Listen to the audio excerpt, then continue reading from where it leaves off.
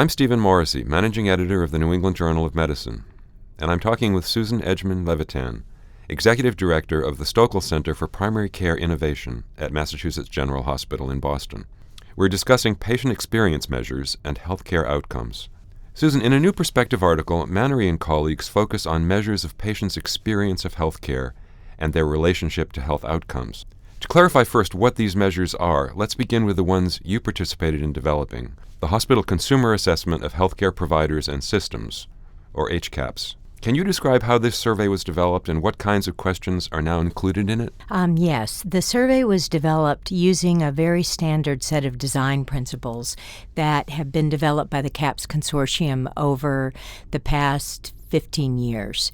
And we start with a very detailed approach to understanding from the perspective of patients and families what they value in terms of quality of care, what they think contributes to their ability to manage their health conditions, to recover from a procedure or a hospitalization, and what helps them manage their health care in general going forward. And we elicit lots of ideas. We also focus very, very hard on things that we know that patients can actually perceive and judge. We don't ask anything about technical quality of care because patients are the first to tell you that that's not something they can judge. But we do ask about things like communication, about responsiveness of staff, about how they understand how to take their medicines, how they're prepared for discharge, how their pain is managed when they're in the hospital, and things that we think that we know they care about and that they think contribute to their well-being, and that we know also have a relationship to good outcomes and quality of care. We elicit those perspectives from patients. Then we design survey questions to measure those aspects of care. And then once we have the item sets finished, we go back to patients and families and we go through a cognitive interviewing process where we ask people to sit down and take the survey, and then we talk to them about what they think the question is asking them to report about. And that's very humbling because we find that there are many, many terms and concepts that we think are very clear, but from the patient's perspective, they're not.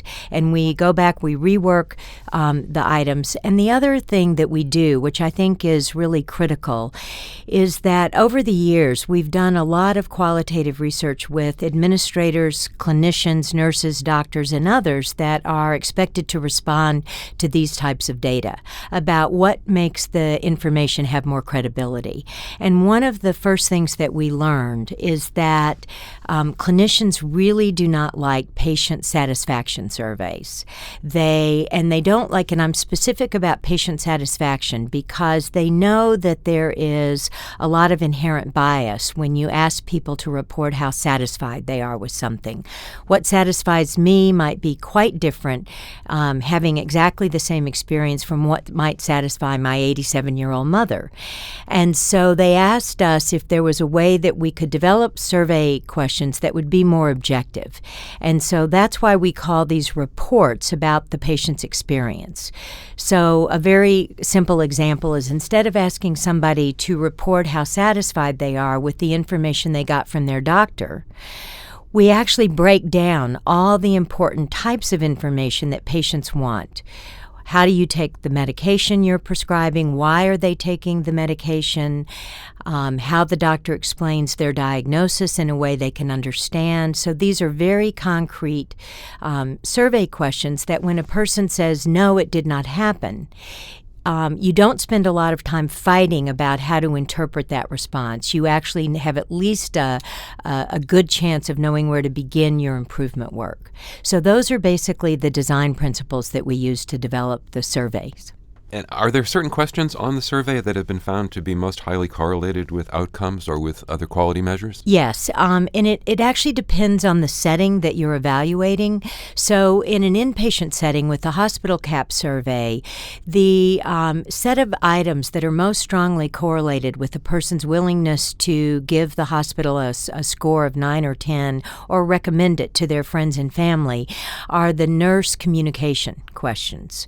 The next most highly correlated set of items are the questions about responsiveness of staff. Doctor communication, interestingly enough, is not as highly correlated because, in general, doctor communication for most hospitals, the scores are pretty high. And so that is not as strongly correlated. And I think when you think about it, how you do in the hospital and the kind of care you receive from the nursing staff is pretty critical.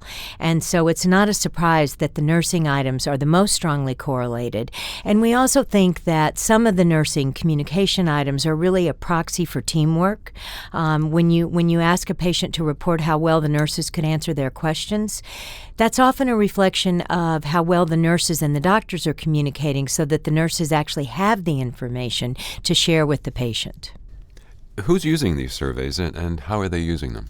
The hospital CAP survey is actually mandated by CMS. So every hospital that receives funding for Medicare has to administer the hospital CAP survey. And there are lots of other requirements for using the CAP surveys. NCQA requires all health plans to use the health plan CAP survey as part of accreditation.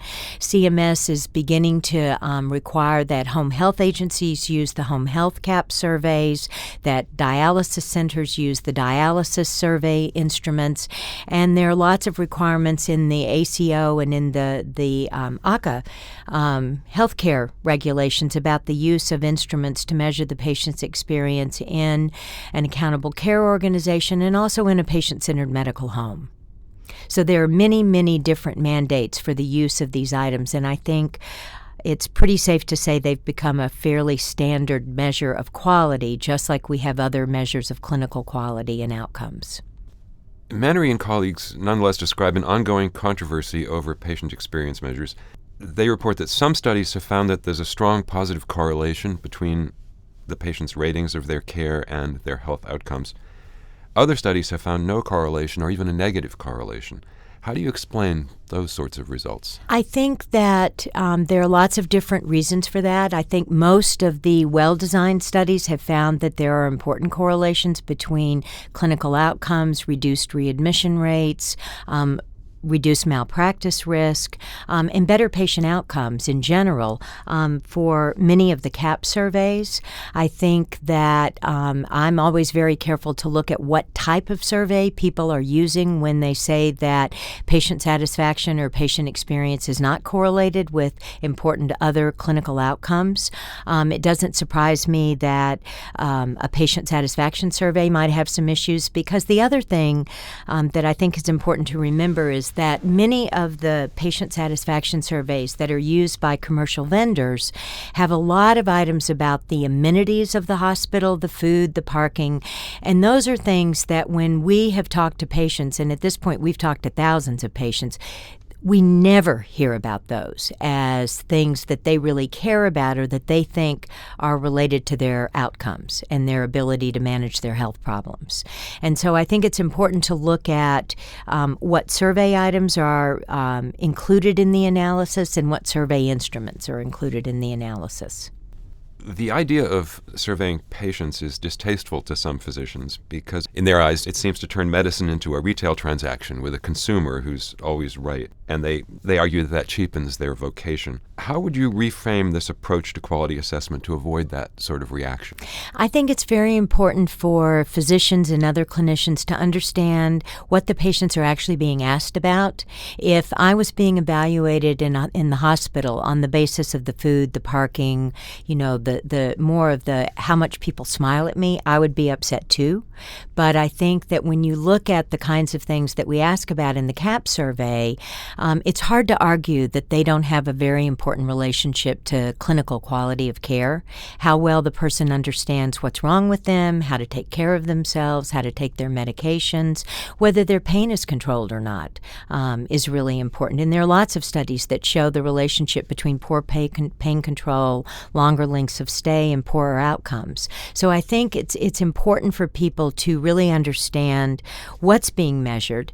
I also think that part of that concern stems from the fact that improving patient experience of care measures is not as straightforward as improving other clinical quality measures, because the patient's experience is something that almost everyone on the care team has a role to play, and physicians don't often have control over everyone on the care team. And so you really have to think about how you structure your improvement so that people understand what they need to do. The good news from my perspective is that where we recommend that people start is paying attention to the quality of life and the systems that their staff are working in.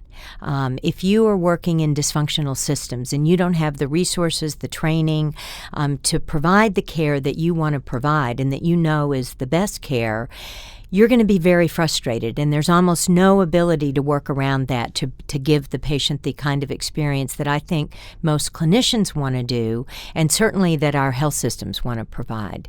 And so I think that when it's a little bit like you have to understand the what's in it for me for the physicians, and the what's in it for the doctors is that hopefully you're going to give them better systems to provide care in, which is going to improve their quality of work life. Manary and colleagues lay out three major objections to patient experience measurement. Patients aren't credible critics because they haven't gone to medical school. They may base their assessment on factors that are unrelated to process quality, such as their health status. And they may downgrade doctors for not giving them what they want. How do you respond to those concerns? I think that patients haven't gone to medical school, and they're the first to tell you that. And so that's why we are very careful to not ask them to evaluate things that they can't judge. One quick example is we've often gotten lots of requests to create more questions that evaluate direct issues around patient safety, such as hand washing. And we can't do that because patients actually can't always see whether somebody washes their hands or not. Sometimes it happens outside the room. We also learned that a lot of people don't know what the dispensers are for the CalStat and the other mechanisms, so we can't ask patients to judge that because it's not something they can reliably observe. And so I think that we're asking patients to judge things that they and only they can tell us about. Another good example is pain. We put a lot of information in the clinical chart about what we're giving people for pain, but patients are really the only ones that can tell us if it worked or not and if it was effective. I think that, again, I mentioned earlier that we have designed the CAP surveys to allow patients to report about their experiences of care, which actually, and again, we did that to eliminate a lot of the bias based on gender, health status, age, race, ethnicity, to try to make these as objective as possible. And we've done some interesting studies in the past where you can really see the difference when you're asking patients to evaluate the same aspects of care using satisfaction ratings and reports. And one that is one of my favorites is we did this with a group of researchers in Israel. And they used patient reports in a native-born Israeli population, a Russian immigrant population, and an Arab population.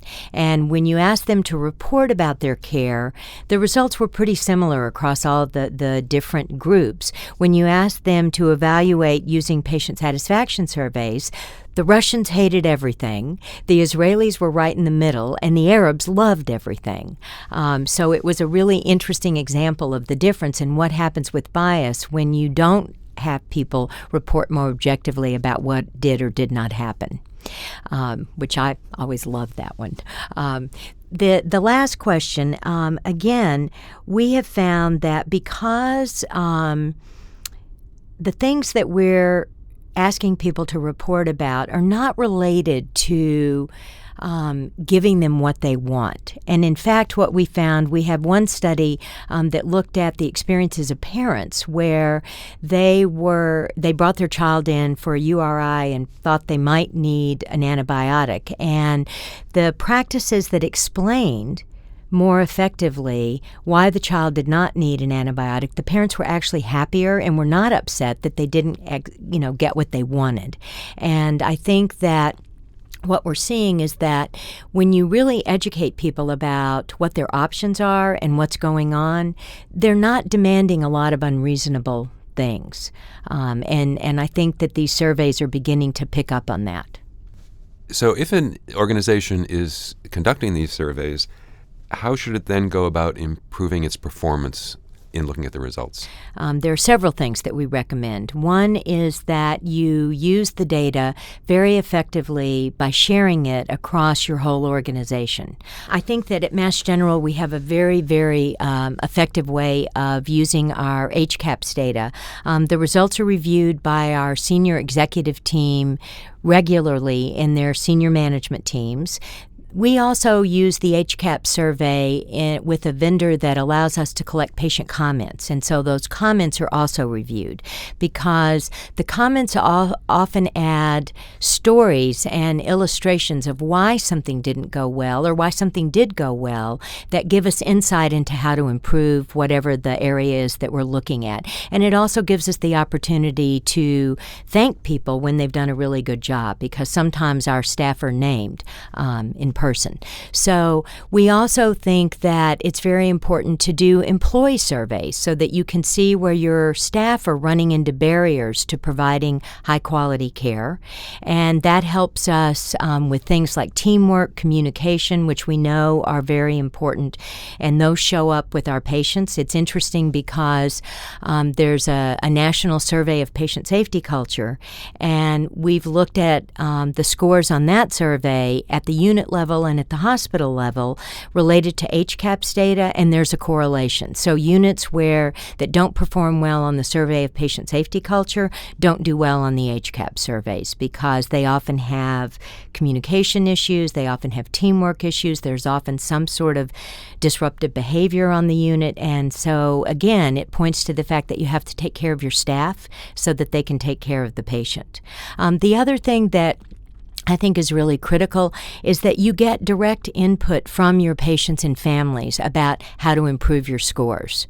Over the years when I've gone out and done a lot of this improvement work, one of the things I've learned is that if you put clinicians and people like me in a room to come up with a solution, we often come up with the most complicated, difficult to implement, and expensive solution, and it's wrong. And if you go to patients, they will tell you what you can do that's helpful to them. And it's often very simple things. And, a good example is handing out index cards to families and patients the night before they know they're being discharged so that they can write down all their questions they have. Those get collected by the 3 to 11 nursing staff. They go on the chart. So when rounds are being made the next day, the team knows exactly what things the patient wants to understand better, and they can help prepare them in a much more targeted way, and that basically costs whatever it costs to buy index cards. So there are lots of things that I think we learn from our patients and families that help do this better. And the other thing that I love is that patients and families don't understand all of our turf issues. They cut right through it. And when the patient says, this would be helpful to me, it's much easier for the different professions to respond to it rather than fighting about who knows the patient best or who's got the best solution. You mentioned the Affordable Care Act, and of course that law is moving in many ways toward more patient-centered care. The Patient-Centered Outcomes Research Institute, accountable care organizations, medical homes. What will all of that mean for the future of patient experience measures? I think that there are lots of new horizons for patient experience measures, and I think one of the most important ones is developing better measures to evaluate how patients are involved in decision-making about their care and what they know about their conditions. So decision quality measures. A lot of people are actually working on those, and that's probably going to be a focus of the CAHPS research in the next this round of CAPS funding that just started. But some people think that in the future, an organization should be judged on the basis of how well their patients can answer questions about various conditions. So, for example, we might see in the future the ability to take women who have breast cancer and ask them the 5 most important things that everyone with breast cancer should know before they decide about their treatment options, and compare Mass General with the Brigham or Mass General with Beth Israel Deaconess. And that's another measure that we think patients will care very much about. But I also think that we now have measures that are beginning to be used widely in both the inpatient setting as well as in the patient-centered medical home setting and the ACO setting that will look at whether patients were told about the risks of any treatment options they have or diagnostic or screening options, the benefits, and whether they felt like their preferences were respected by the clinicians taking care of them. Thank you.